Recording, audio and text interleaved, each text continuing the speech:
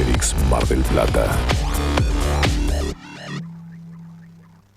Dos guerras mundiales, 3 lupas, 5 continentes, 7 plagas, 1000 historias. Un programa. Vuelta por el universo. Todo lo que pasa sobre la Tierra.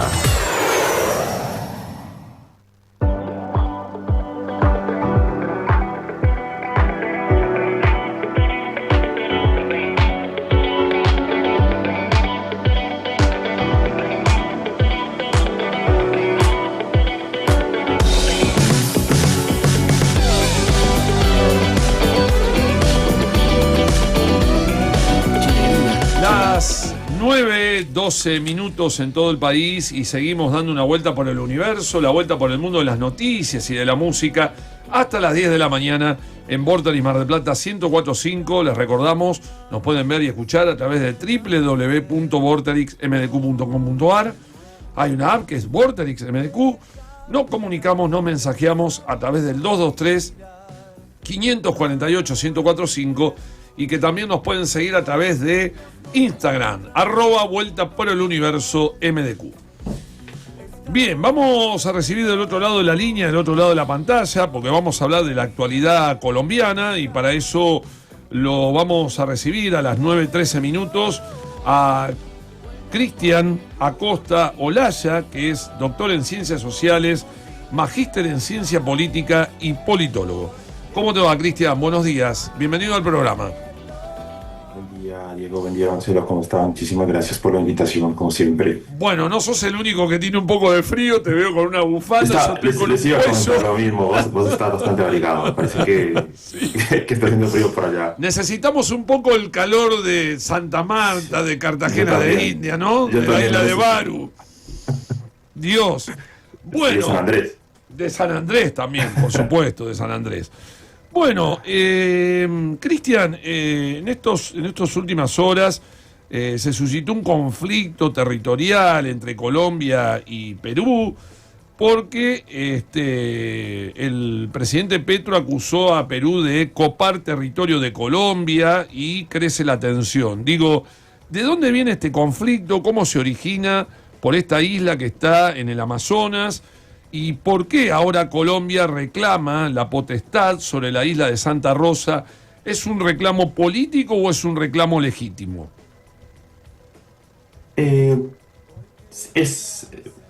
Bueno, básicamente, en primer lugar, creo que mirándolo en términos generales hay una tensión de diferencias entre gobiernos del gobierno actual colombiano y el peruano, pero si nos remontamos a la historia de los dos países, en los años 30 ya había habido un conflicto localizado en la parte del sur, Leticia especialmente, donde ya había empezado de alguna manera una disputa territorial o una disputa por delimitar el territorio colombiano. Eso generó toda una reacción, por lo menos en Colombia, muy fuerte de nacionalismo y de fortalecimiento de la presencia estatal en esa región.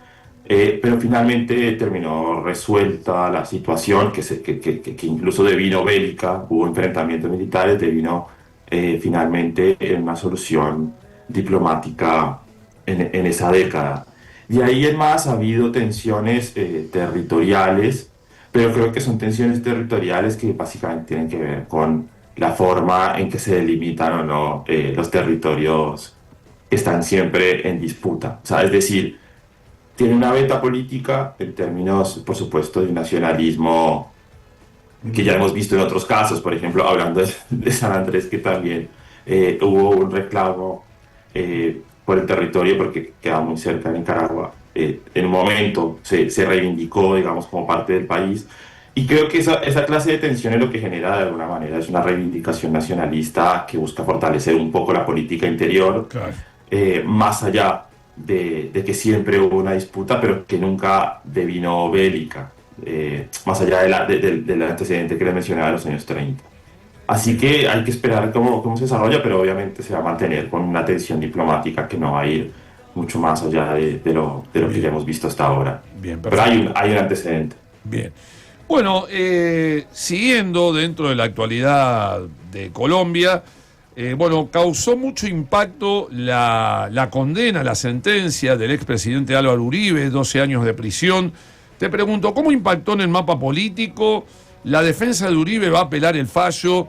Miles de colombianos que salen a las calles a protestar el arresto domiciliario de Uribe. Digo, ¿hay una alta polarización política en la ciudadanía colombiana con el arresto de Uribe?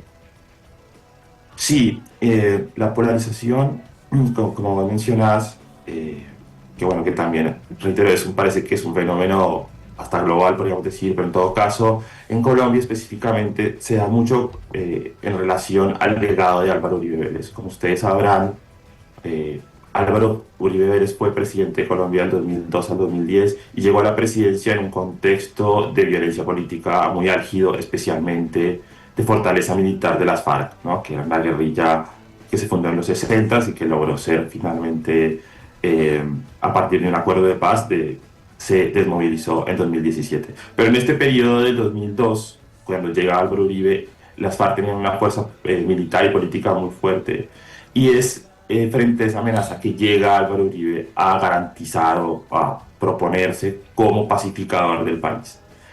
Por supuesto que con la ayuda de las fuerzas militares logra, digamos, restablecer un orden más o menos coherente en el país, pero desde su propio gobierno ya comenzó a tener distintos escándalos que lo vinculaban con el paramilitarismo.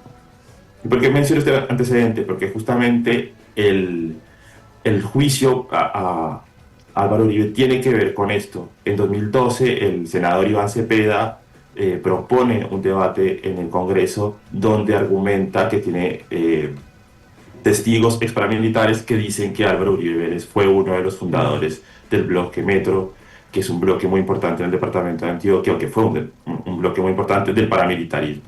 Álvaro Uribe Vélez decide llevar este caso como calumnia a la Corte Suprema de Justicia, que después de 6 años de investigar a Iván Cepeda se da cuenta que Iván Cepeda no se estaba inventando nada, sino que era Uribe el que había intentado sobornar testigos exparamilitares o intentando darles dádivas a estos testigos para que cambien sus testimonios.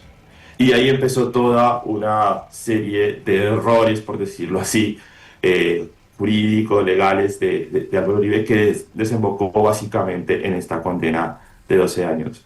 Esto lo que va a generar en el escenario político son dos perspectivas. Por una parte, el uribismo está convencido de que esto no es un juicio limpio y que es un juicio viciado. De hecho, se habla un poco se le dice a la jueza que determinó este fallo como una jueza parte de una justicia militante de izquierda, como una especie de complot del castrochavismo o del neocomunismo, le dice Álvaro Uribe Vélez a este proceso, y se concibe al fallo como parte de una secuencia de acciones que están entorpeciendo el centro democrático, que es el partido de Álvaro Uribe, ¿no? Primero fue el atentado que ya hablamos hace algunas semanas contra Miguel Uribe Turbay, que no tiene nada que ver con Álvaro Uribe, pero es también Uribe, que está todavía en una situación bastante complicada de salud. Y ahora la condena de Álvaro Uribe Vélez se la toma como si fuera una especie de proscripción política,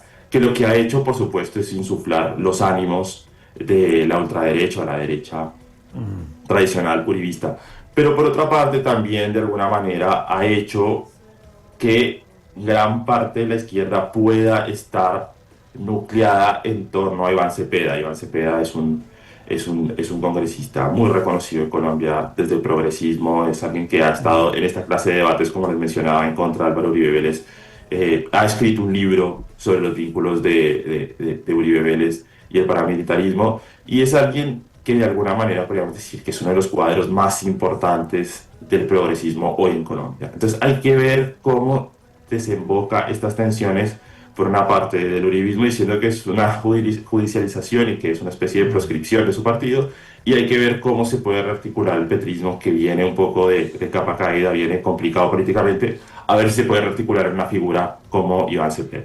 Indudablemente, digo, se lo está juzgando por una causa que realmente uno se sorprende, digo, porque se desayuna con la noticia, Pero qué raro, digo, que no sea juzgado por la cantidad de civiles que murieron.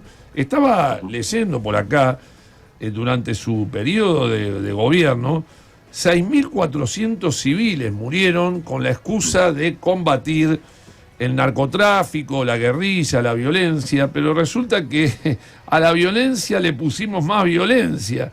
Y el ejército colombiano, en la época de Uribe, se cargó 6.400 civiles que no tenían nada que ver ni con la guerrilla, ni con la violencia, ni con el narcotráfico, ¿no? Sí, sí, estos son unos casos que son conocidos en Colombia como falsos positivos. Exacto. ¿Qué quiere decir eso?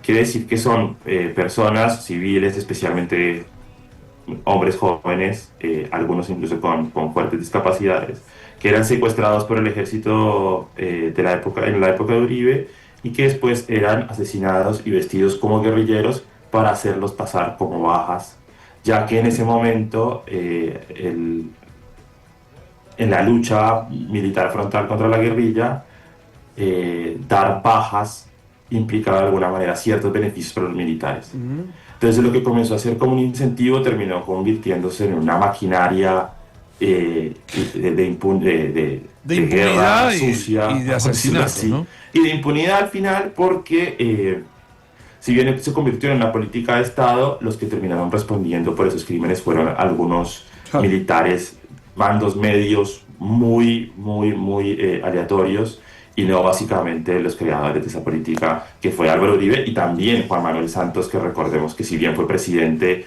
que se terminó peleando con Uribe Vélez, fue antes ministro de Defensa de Uribe del 2002 al 2010. Pero este no es solo el único caso, digamos, de escándalos que tiene Uribe, que creo que esa es una parte de la izquierda que dice, bueno, lo están juzgando por un error judicial o por un error de hecho de acción jurídica, pero no lo están juzgando por distintas acciones que tuvo en su gobierno, especialmente, primero, el vínculo con el paramilitarismo, que fue muy fuerte. De hecho, su primo estuvo en la cárcel por estar vinculado con el paramilitarismo.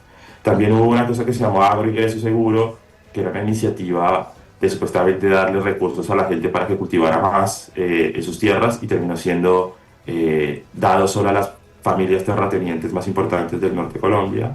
Después está lo que se conoció como la GIS política, que básicamente fue el soborno de congresistas para que se generara la reelección de Uribe en 2006. Y finalmente estuvo el uso de la inteligencia colombiana, ¿no? del organismo que se llamaba el DAS, para chuzar teléfonos, para perseguir opositores y periodistas. Entonces todos estos procesos bastante preocupantes para la democracia colombiana, en su momento, finalmente Uribe salió impune de todos estos procesos y fueron solamente algunos mandos medios los que quedaron involucrados, pero él siempre salió libre hasta ahora, que es la primera vez que se condena a un expresidente en Colombia. Cristian, y con esta condena, digo, ¿esto lo puede llegar a complicar en alguna de estas causas con relación a los falsos positivos? Esa es una pregunta. Y después otra, ya te la odio, ¿cómo está el estado de la investigación de lo que fue como intento de complot del ex canciller Álvaro Leiva contra Petro, y la relación con Francia Márquez, que la vicepresidenta, que parece que quedó golpeada? Sí, sobre los falsos positivos, no, esta causa no lo va a complicar, porque básicamente lo que hay aquí es una serie de impericias procesales por parte no solo de Uribe, sino de su abogado, apellido Cadena, perdón, que además se hace llamar a sí mismo abogánster. Es un personaje bastante curioso en Colombia porque es un tipo bastante fanfarrón, que al final termina siendo el que ayuda a que Uribe termine siendo condenado.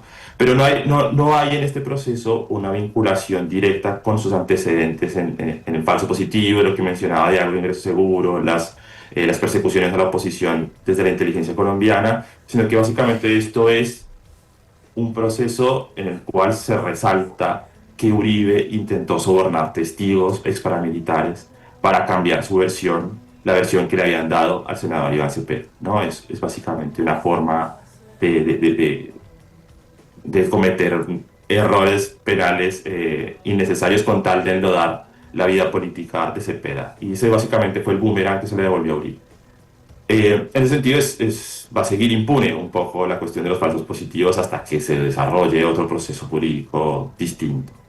Sobre lo de Leiva que mencionabas, fue muy curioso porque, o sea, ya creo que hemos hablado de esto antes, desde el inicio del gobierno de Gustavo Petro, se ha dicho que en la Casa de Nariño, ¿no? En el Palacio de Gobierno, hay alguna especie bueno, de vínculo particular con los excesos del alcohol y las drogas, ¿no?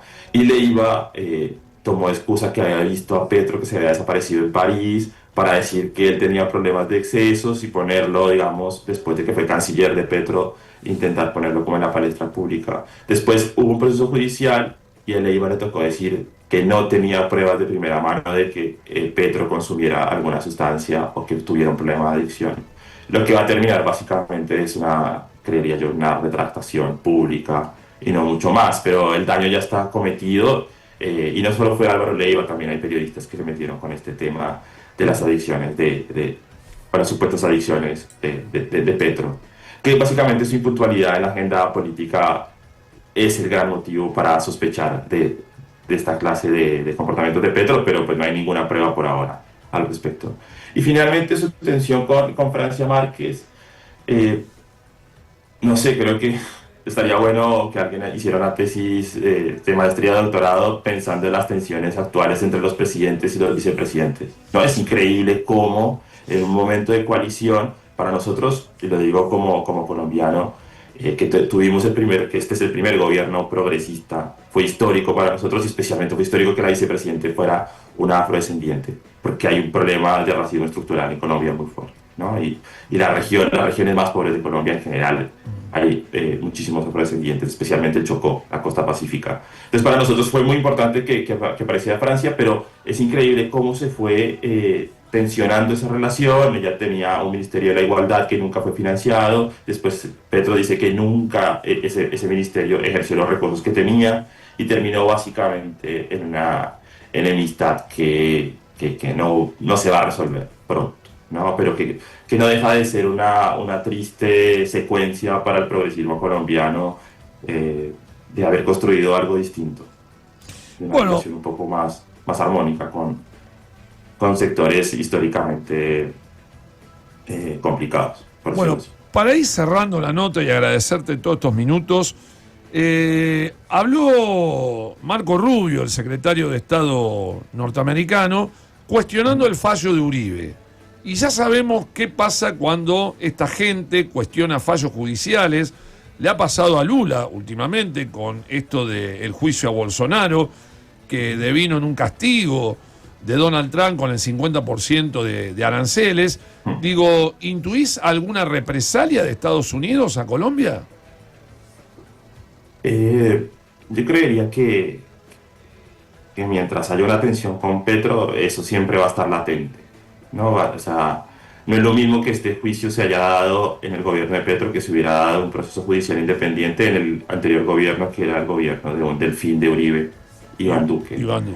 Creo que remite más a la tensión con el gobierno de Petro que otra cosa. Y represalias puede que existan, no hay ningún problema. El tema es cómo, de alguna manera, lo voy a decir así, como normalizamos que un funcionario público muy importante de Estados Unidos se meta en los asuntos latinoamericanos.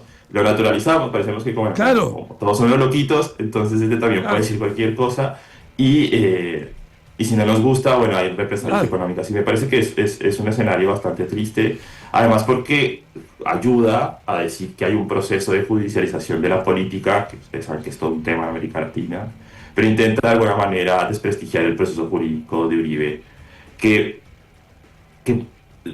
dicho de alguna manera, para que un expresidente en Colombia, un país bastante tradicional, un expresidente sea condenado, eso quiere decir que hay pruebas irrefutables realmente para que sucedan estas cuestiones, ¿no? Entonces, creo que hay una insistencia por parte de los actores internos como externos a que el proceso electoral que se viene el próximo año no pueda ganar ninguna clase de fuerza progresista en Colombia. Porque yo puedo estar en desacuerdo con algunos manejes o manejos de la política de Petro, pero en esto estoy de acuerdo porque el tipo dice algo muy cierto. entrometerse en asuntos judiciales de otro país es violar la soberanía de ese país. Y se está violando la soberanía. Por eso digo, retomo un poco lo que decís vos. No es cuestión de naturalizar esto de que, a mí no me gusta este fallo, opino, critico, después tomo represalia. No, te estás metiendo en cuestiones judiciales de otro país. Vos no podés meterte deliberadamente con asuntos judiciales que son causas muy pesadas, a opinar o a decir, bueno, si no me gusta cómo falló el juez, te embarro la cancha. No, es lisa y llanamente violación de soberanía territorial. Sí, sí. Y creo que Petro en ese sentido de manejo de política internacional ha estado muy, muy atento con algunos temas interesantes, especialmente con Gaza, y también como poniéndole un poco de límite al gobierno de Trump.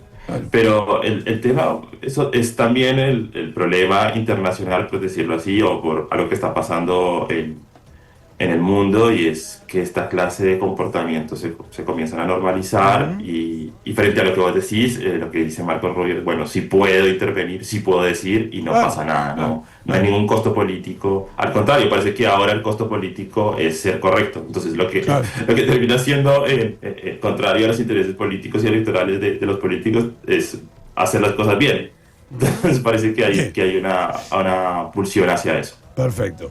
Bueno, te mandamos un abrazo grande y ojalá que levante un poco la temperatura la semana que viene. Abrazo grande. Lo mismo les deseo a ustedes. Buen fin de semana. Gracias. Feliz fin de semana, chao.